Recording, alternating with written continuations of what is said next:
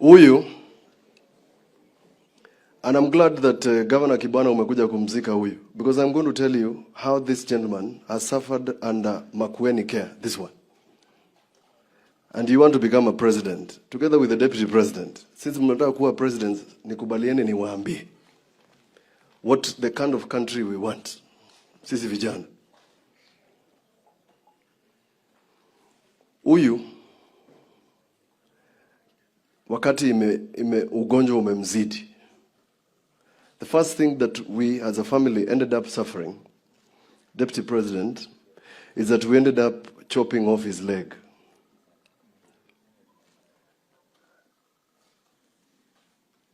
Now, this gentleman at his age, huyu, my cousin, favorite cousin actually, Shadia, alimnunulia hata bodaboda. Akona biashara hapa chini tu. Even at his age, he was so hardworking. But because of diabetes and improper care in our hospitals, tukamkata mguu. Tukamtafutia another leg, prosthetic. Si ni kweli? Ekaini matapi ugo. Nunu maimanya. When this gentleman got unwell during the COVID,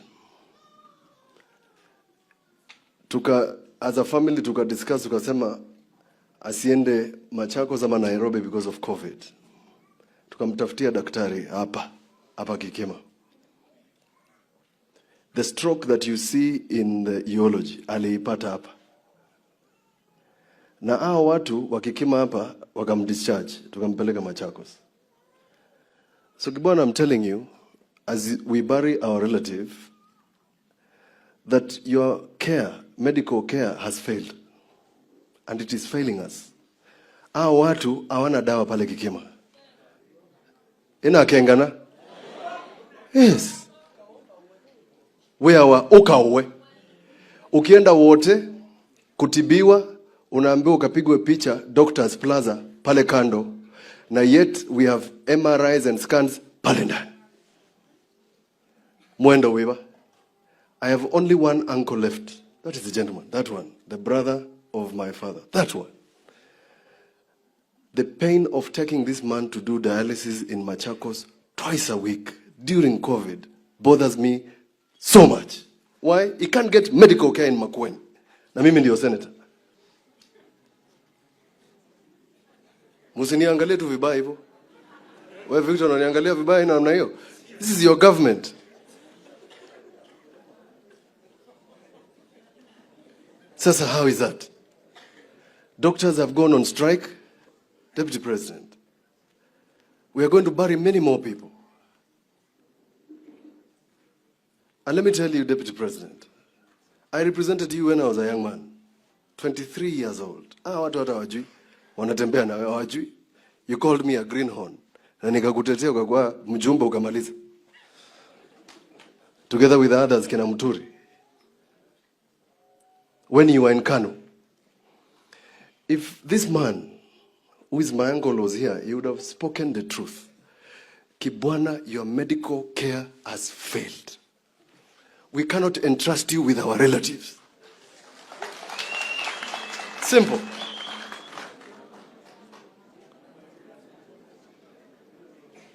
And it's a fact.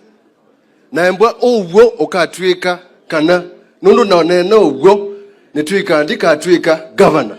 Thika lekibela.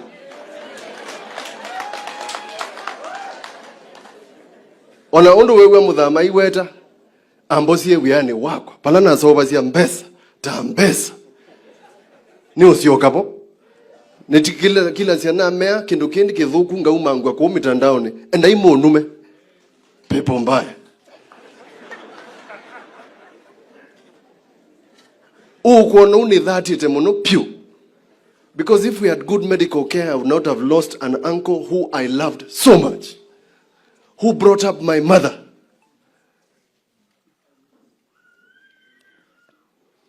Na wale mmetoka Malindi, let me tell you how we have lived, so that you know how Shadia takes care of you is because of my mother. When Shadia was in university, wakafukuzwa 1982, walikuja na huyu Farid huyu. Huyu alipindukia kwa gate akiogopa mama yangu yule. Akimtongoza huyu. Na box imepasuliwa na jeshi, huyu akajificha kwa gate. Ni mimi nilijua tu peke yangu kwamba Farid alimleta Shadia nyumbani. How are we living? We are living in a house with 3 rooms. For the boys, for the girls, and mom's room. When Shadia was at home, we forfeited our room so that she could stay there. That's how we lived. So the training ya vile mumesema kwamba mnakaa na yeye is because she was well brought up by her mother. Yes, asante. And therefore, the things she is doing in your family is the things that she has done with us in our family. And Farid, we want to thank you for taking care of her. Even wale wametoka bunge, hawajui that Shadia is my cousin. Hawajui? They don't know how close we are. Because Shadia works in such a way. And she has come to retire. Have you retired already? Not yet. Just about to retire. And you will not hear a case of corruption. Mom doesn't know that when I was in high school, I used to go to Shadia's office at Kencom when she was at the ministry, and alinipatia 500 ya bus fare. Singeambia mom, hiyo ingekuwa vita. This gentleman, Kennedy, Deputy President, I was telling you, huyu tu ni vile alipenda pombe. Huyu. This gentleman was in the same class with Isaac Lenaola and Haniri in Alliance. Alitoka hapa with Division 1. Akapenda pombe sana. Wewe umesema tusikunywe sana, yeye alikunywa sana. But ukiona ile kizungu anaandika, and he now works at Konza, you will see that this family loves education. Our uncle, and usione hawa watu walisoma. My uncle, my grandmother, who is the mother of my mom and my uncle, and my mother are dictators. Usimuone mama amesimama hapa naongea tu pole pole. Ule ni dictator. Nilichapwa kiboko ndio nisome. Na Kennedy na Regina na wale wengine ni discipline.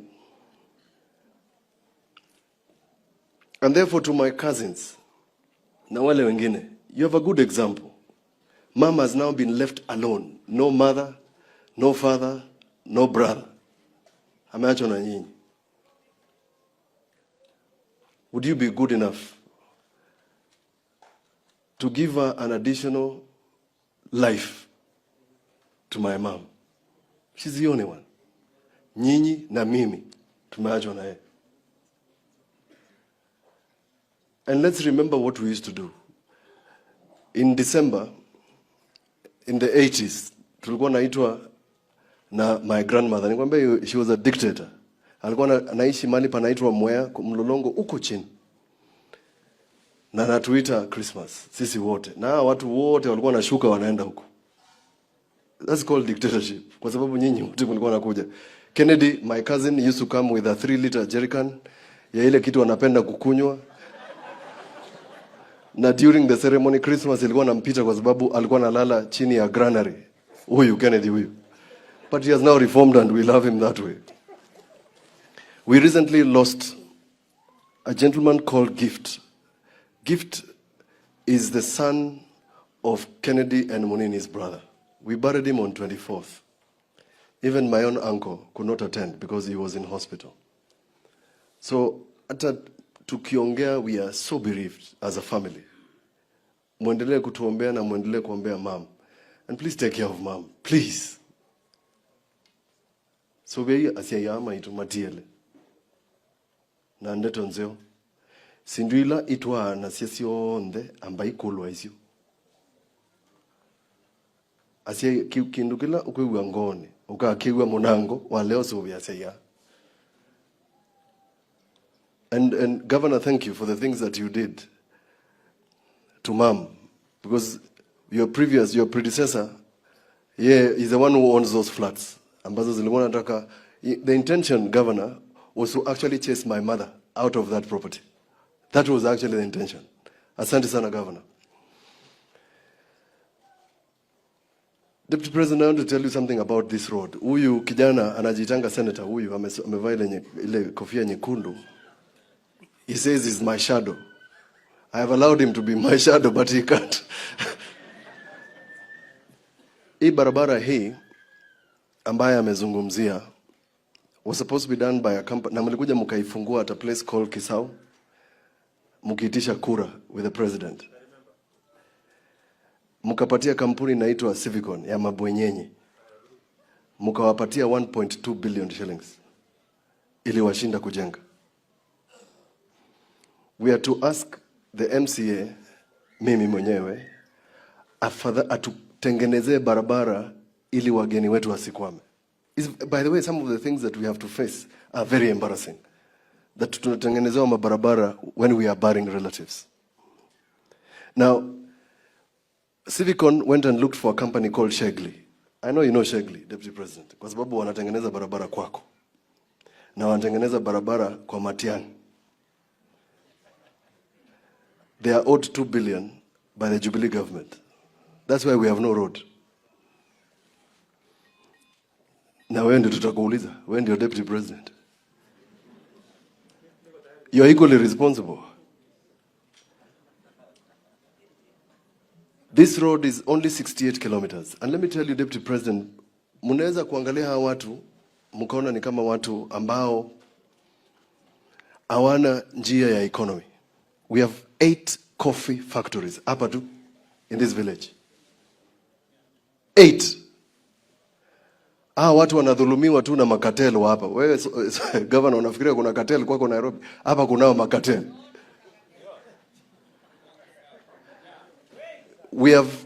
We produce 10 tons of macadamia, just this area, per season.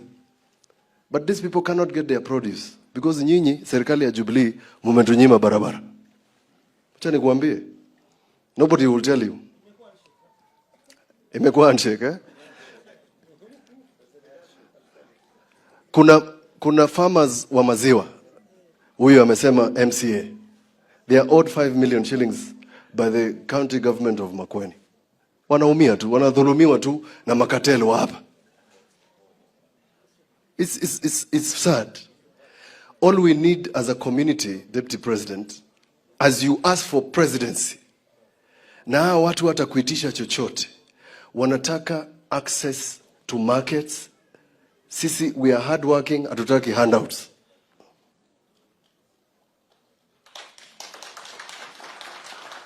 Tutaki pesa ya bure. We are hardworking.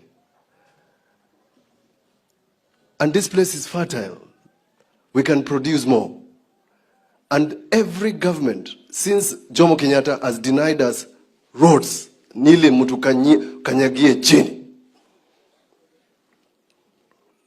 It's very unfortunate. Kwa hivyo hata nyinyi hustler nation, mkifikiria mtakuja kwa Wakamba, tuko na maswali. Kuna maswali.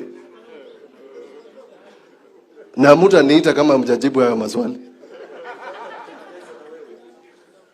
Na nyie ndisukuma kami muthama. Ndituika ndeleva wa kami nye Mtula no hongo. Because this country is bigger than all of us. As you seek for presidency, Deputy President, sisi tumekuambia we have a candidate. Roho safi tu. Mkuje, wewe na Kalonzo mumenyane, ule atashinda akubali. Ule atashindwa akuwe leader of opposition, official opposition. Or leader of opposition. Whatever it is. Kama munataka Wakamba. And you know very well, Deputy President, and even these people, the only reason you are accompanied by so many Kamba leaders is because we are the only people who are honest. That's why Moi loved us. We are very honest people. You can be sure, hakuna mtu atakupickpocket out of these guys. Hivi, atoe kitu. But we want to be treated as if we are the 4th largest tribe in Kenya. And we are. And we are 4.5 million. Hamutachukua kura zetu hivyo tu.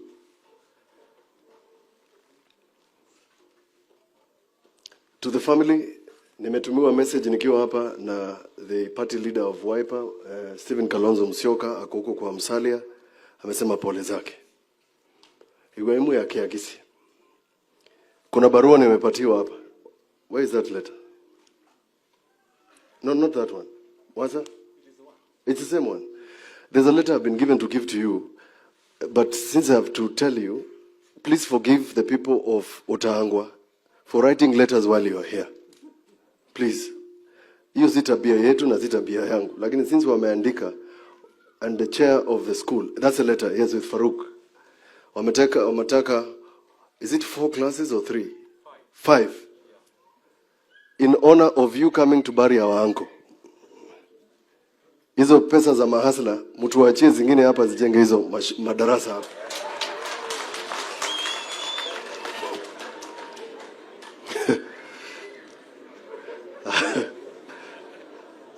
Ujumbe umefika. Ndiamina. Nuko leo zungia. Thank you. I want to recognize the people who came from Malindi. I'll start with the gentleman, Deputy President, mnajua huyu jamaa kwa sababu mlifanya kazi na yeye, James Mugoya. Please stand. Wale washasikia Mugoya Construction. This is the gentleman behind Mugoya. Kama umefika huku, tuambie utatujengea tu kitu tu. Tutaiandika Mugoya Construction. Asante. Ataleta mabati ya shule darasa 5. Mpigieni makofi. Thank you. Sheikh Basan. Sheikh, asante. We recognize you from Lamu, asante. Professor Bakari from the Vice Chancellor of RAF, asante sana for coming. Please wave. Please stand and wave. Asante. Thank you. And then we are friends of the family. Eric Odhiambo. Eric Odhiambo Akwabi. Thank you, Eric, for coming. Omar Amis. Yuko wapi? Asante sana. Sam Oduor. Where is Sam? Ametoka. Mahmud. Oh, Sam, asante. And Mahmud, asante sana kwa sababu umekuja. I've seen 2 people. That is Sioki, I've seen you. I've seen Deputy President, the supporter of yours behind there. He's from Makindo. Na amejificha tu, anaitwa Mbaloga, James Baloga. One of your supporters is there.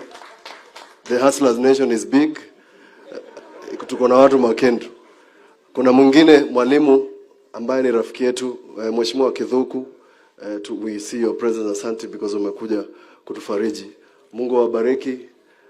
Ngaya mweke nesa, haimwadhima, na mweka la nesa.